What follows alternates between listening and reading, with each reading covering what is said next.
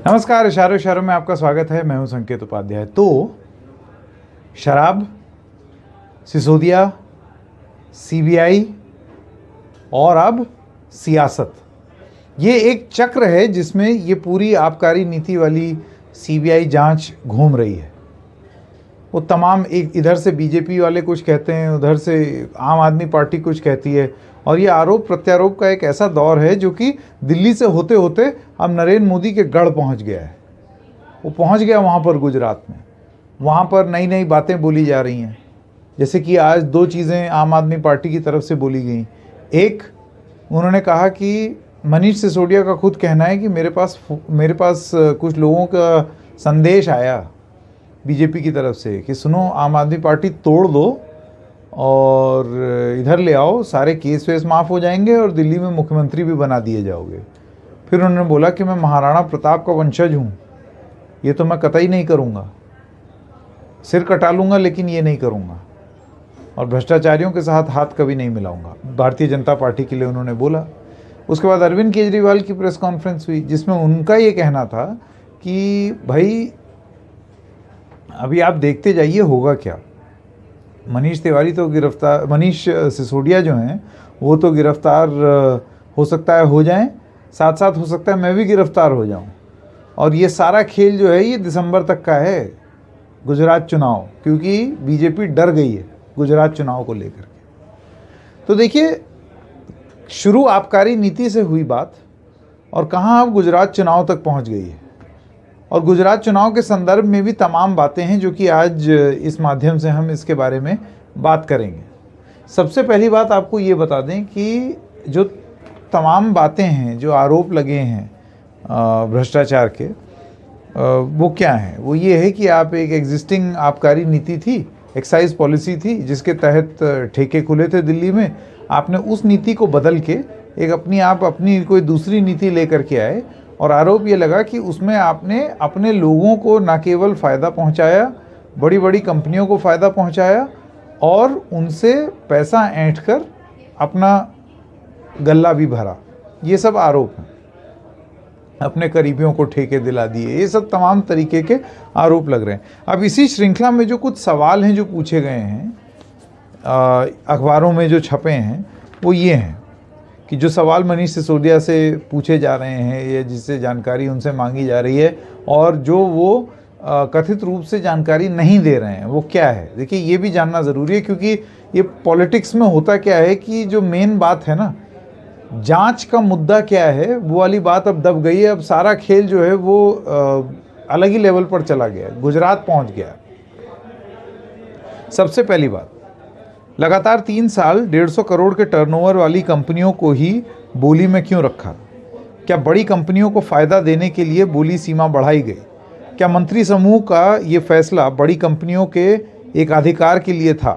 क्या जानबूझकर छोटी कंपनियों को बोली प्रक्रिया से बाहर किया गया? क्या इंडो स्पिरिट्स और ब्रिंडको स्पिरिट्स का शराब सप्लाई कीमत पर कब्जा है? क्या नई नीति, ये बड़ी बड़ी कंपनीज हैं इंडो स्पिरिट्स और ब्रिंडको स्पिरिट्स, क्या नई नीति में थोक विक्रेताओं को 12% का तय मुनाफा रखा गया? क्या ये सही है कि दिल्ली जैसी आबकारी नीति पंजाब के लिए भी है? आपके घर 30 मई 2022 को हुई बैठक का एजेंडा क्या था? क्या नई नीति से छोटे व्यापारी बर्बाद नहीं हो जाएंगे? क्या नई नीति से सरकारी कोष को लंबे समय में नुकसान नहीं होगा? क्या ये सही है कि दिल्ली के 9 जोन में अपने लाइसेंस सरेंडर किए हैं, और क्या 9 जोन सालाना फीस न दे सरकारी खजाने को नुकसान नहीं पहुंचा रहे हैं? ये सब कुछ सवाल हैं जो कि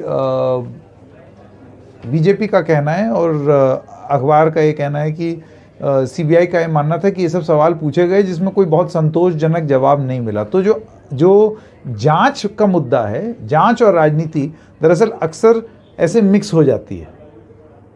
जांच का मुद्दा और राजनीति दोनों एकदम यूं हो चुके हैं, तो अभी सिर्फ और सिर्फ राजनीति के बारे में बात हो रही है। हम यहाँ पर दोनों के बारे में बात करेंगे। तो सबसे पहली बात, तो केस से रिलेटेड ये कुछ वो अनआंसर्ड क्वेश्चंस हैं जिनके जवाब आम आदमी पार्टी से उम्मीद की जाती है कि वो जवाब दें। इनमें से कुछ सवाल जब पूछे गए अरविंद केजरीवाल से, जैसे कि आपने पॉलिसी वापस क्यों ले ली, उस पर उन्होंने बोला कि ये सीबीआई में मामला आते वक्त तब पॉलिसी वापस नहीं ली गई, उससे पहले ही ये पॉलिसी वापस इसलिए ली गई क्योंकि अभी हम उसको फाइन ट्यून कर रहे थे, उसको ठीक कर रहे थे, और अगर नहीं करते और बात आगे बढ़ जाती तो नकली शराब बिकने लगती, जैसे कि गुजरात में बिक रही है। तो ये एक बात हो गई। ऐसी तमाम और भी चीज़ें हैं, इसमें सवाल हैं जिस पर अपने तरफ से आम आदमी पार्टी कुछ कुछ जवाब देने की कोशिश करती है। जैसे उनका ये कहना कि हम इससे नुकसान नहीं हो रहा, इससे फ़ायदा हो रहा है। जो ठेके हैं वो दिल्ली में वो पहले सब एक ही जगह थे, अब ये फैल गए हैं, सब जगह बराबर तरीके से हैं। अवैध रूप से हरियाणा से नहीं आ रहा है सामान यहाँ पर, हमने उसको व्यवस्थित कर लिया है। तो ये सारी चीज़ें बोली गई। लेकिन ये तो हो गई एक बात जांच से रिलेटेड। अब आइए राजनीति के बारे में बात करते हैं।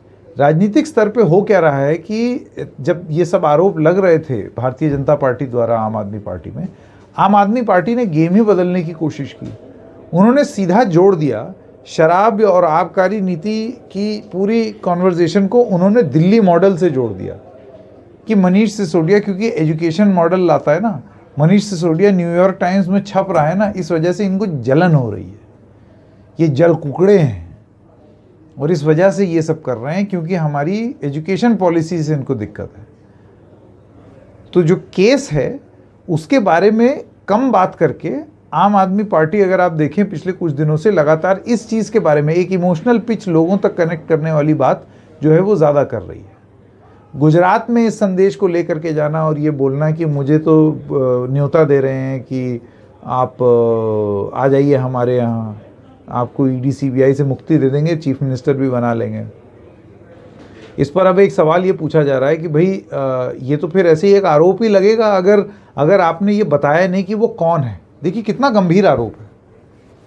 और अगर ये फ़ोन आया है, इस तरीके का फ़ोन आया है, तो किसने किया है, कौन है वो जो ये ऑफ़र कर रहा है, और क्या ये ड्यूटी नहीं बन जाती है कट्टर ईमानदार अपने आप को बोलने वाली आम आदमी पार्टी की कि आप बताइए कि वो आदमी कौन है, पब्लिकली बताइए। आज से 10 साल पहले जब इंडिया अगेंस्ट करप्शन चलता था तब इसी तरीके की तो बात होती थी कि खुले में होगा, सारे नाम लिखे जाएंगे, सब ऐसा होगा।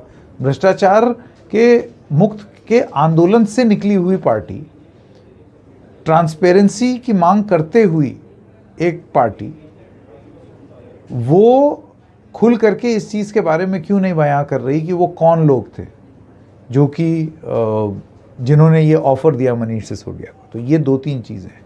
और एक बड़ी चीज़ जो पता लगी है, क्योंकि वो ये पूरा गेम ही बदल गया, देखिए कहाँ केस और कहाँ उससे जुड़ी हुई राजनीति, वो ये है कि आम आदमी पार्टी भले ही बोल ये रही है कि हम बीजेपी से लड़ रहे हैं, हम इस सरकार से लड़ रहे हैं, दमनकारी रवैये से लड़ रहे हैं, और बीजेपी पर भी ये आरोप पहली बार नहीं लगा है कि वो राजनीतिक प्रतिद्वंदियों के खिलाफ मामले दर्ज करते हैं, और जब वो राजनीतिक प्रतिद्वंदी उनकी पार्टी में आ जाते हैं तो वो आरोप हट भी जाते हैं। पश्चिम बंगाल के उदाहरण है शुभेंदु अधिकारी, हेमंत बिस्वा शर्मा, शाइनिंग एग्जाम्पल असम के। तो ये आरोप भी बीजेपी पर लगता है, तो ये आरोप भी आम आदमी पार्टी लगा रही है। लेकिन ये सब करते करते गुजरात से जो खबरें आ रही हैं वो ये है कि आम आदमी पार्टी ने राजनीतिक रूप से जो लड़ाई नीचे ज़मीन पर लड़ रही है वो उन जगहों पर लड़ रही है जो कि कांग्रेस बहुल इलाके हैं, बीजेपी स्ट्रॉन्ग होल्ड्स नहीं। अर्बन या अर्बन एरियाज़ जो होते हैं, जो कि अर्बन एरियाज़ हैं, आपके बड़े शहर हैं, वहाँ अभी उस तरीके से मजबूती से कैंडिडेट नहीं उतारे हैं। विश्लेषण है, ये हो सकता है गलत भी हो।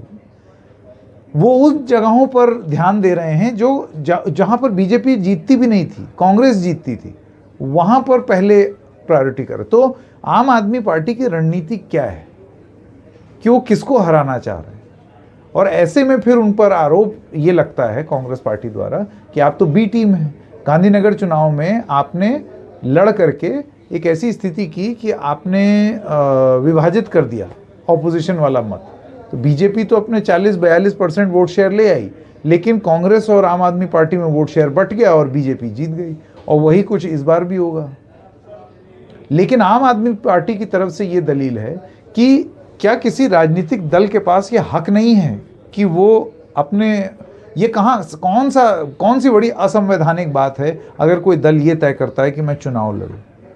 फिर ABC टीम तो लोग बोलेंगे ही एक दूसरे को। तो जितना खेला जांच में नहीं हो रहा है, उससे ज़्यादा खेला ज़मीन की राजनीति में हो रहा है इस जांच को लेकर के। आप कहाँ पाते हैं अपने आप को? आपकी विश्लेषण क्या है? मैं सुनने में बड़ा इच्छुक रहूँगा सुनने का, तो आप बताइएगा ज़रूर। आज इशारों में बस इतना ही। हम फिर मिलेंगे किसी और मुद्दे के साथ। तब तक के लिए नमस्कार।